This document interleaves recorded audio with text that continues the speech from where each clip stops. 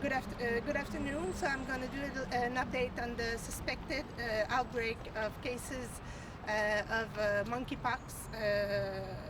This monkeypox outbreak. At the time we're speaking, we have 17 cases that have suspected cases that have been declared to public health. 15 in Montreal, one on the South Shore, and one on the North Shore. Mainly, those cases are men that have had a sexual relationship with other men, aged between 30 to 55 years old, and the clinical presentation is mainly ulceration of oral and genital parts that are painful and with a phase before the eruption with fever, sweating, and headaches. Most of our cases are not severe cases, so this is important to know at the time we're speaking. To understand how we suspected that it was a monkeypox virus, the first cases were declared the 12th of May.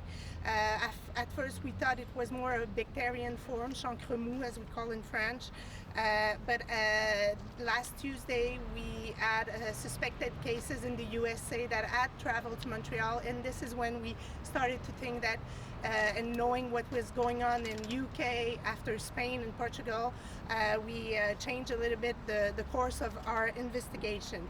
At the time we're speaking, we do not have any confirmation for laboratories, so we have to wait and hoping we are going to have the confirmation for the weekend.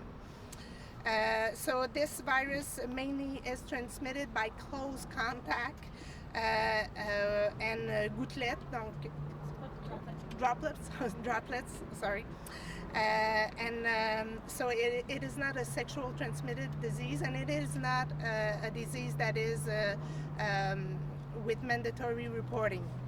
So what we're going to do right now, we're starting the investigation. We have diffused an alert to all physicians to increase the surveillance and to make sure that they declare all suspected cases, so we will be able to understand better the chain of transmission.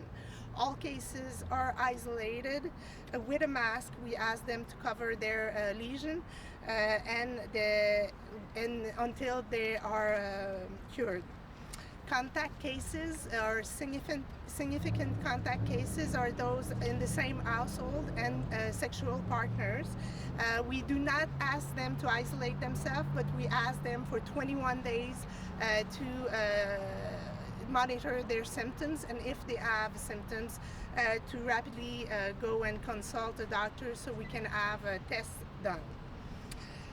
So of course, what I want to say to the population, so the investigation is going on. I think we're going to put protective measures in place to cut the chain of transmission, but we do not have to panic at the time we're speaking. It is not something that is going to go to a sustained a community transmission that is going to be sustained. It's not something that you can acquire when you do your grocery store or in public transportation. So at the time we're speaking, we still have a circumscribed